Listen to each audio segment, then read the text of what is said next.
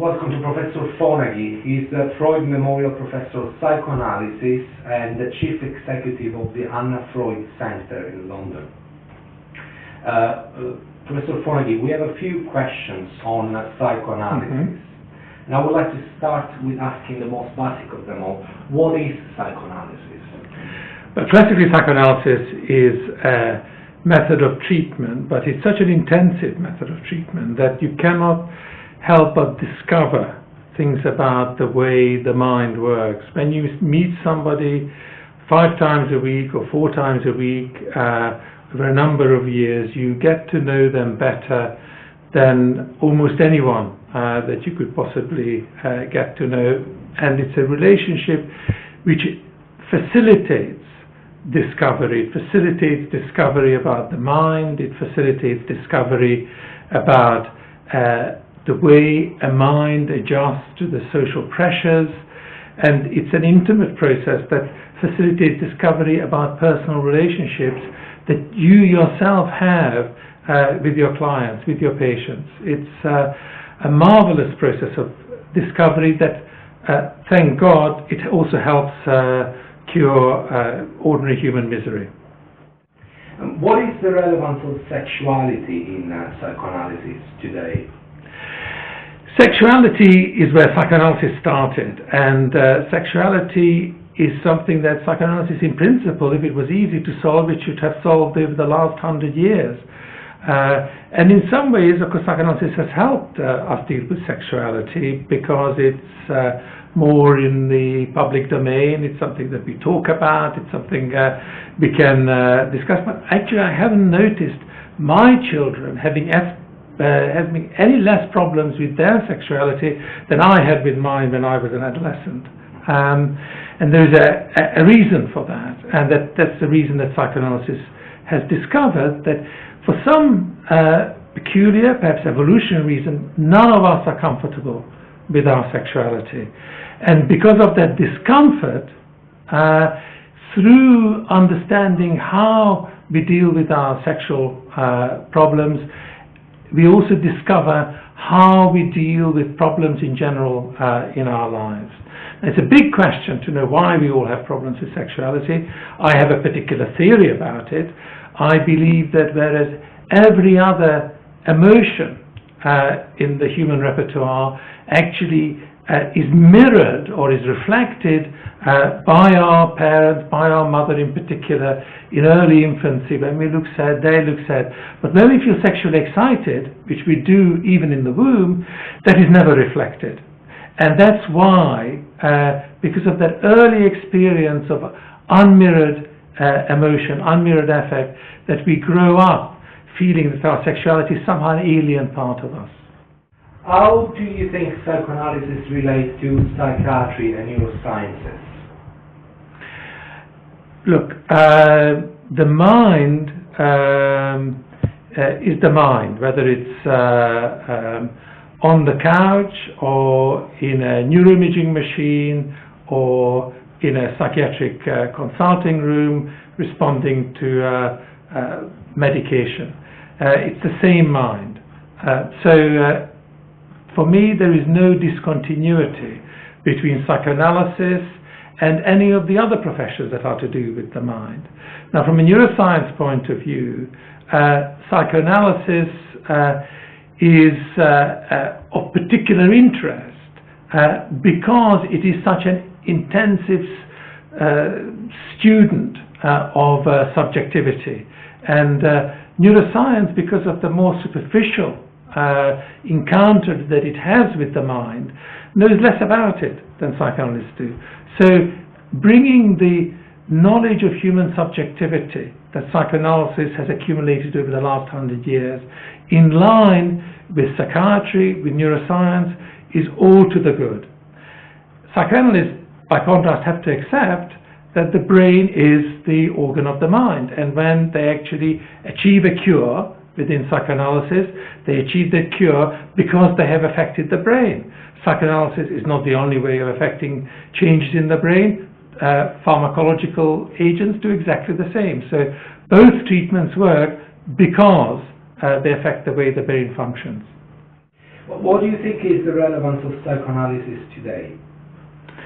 Psychoanalysis is a reservoir, an enormous reservoir of information about human subjectivity.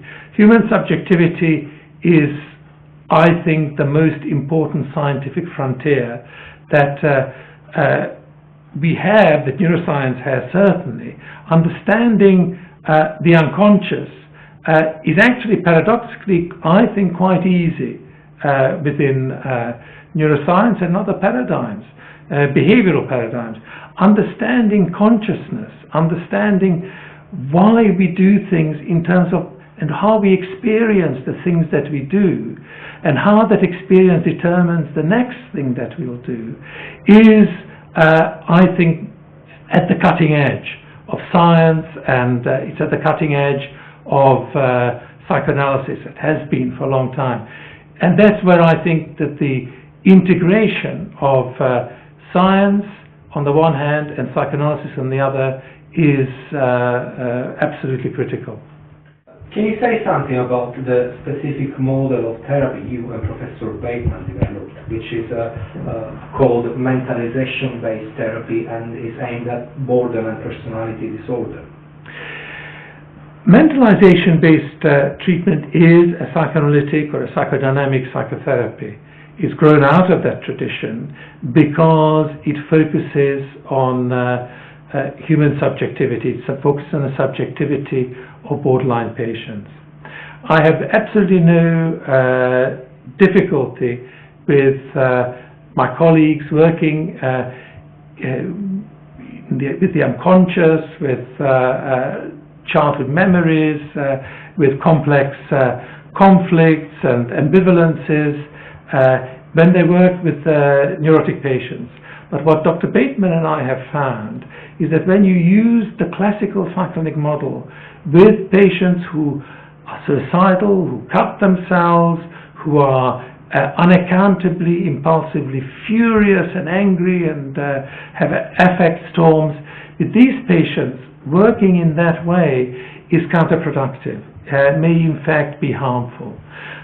What we have found is that if we use the patient's emotional outbursts and sometimes their misapprehension of us as therapists as clues to the loss of a capacity to think about thoughts, feelings, wishes, beliefs and desires, mental states, and if we try and help them recover a capacity to think about their internal experiences as well as the experiences they presume to exist in others, this is enormously therapeutically beneficial. I wanted to ask you about training in psychoanalysis.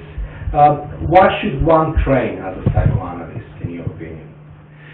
I think for any of us to understand another human being, we have to understand ourselves. Now, psychoanalysts have come to this conclusion very early. Modern social cognition has discovered this relatively late, in the last 15 years or so. We have understood that actually this is just part of normal development, that the way we learn about other people is by generalizing our image of our own internal world, and I think a few years on the couch studying how one's own mind works is enormously helpful, whether you're going to practice psychoanalysis or not, because it actually turns out to be a very subtle process. And psychoanalytic training does a second very important component that's added to this, which is once you've learned about yourself, you go through a supervised process of applying your own experience of yourself in a very constrained situation, which is, the couch, to another human being.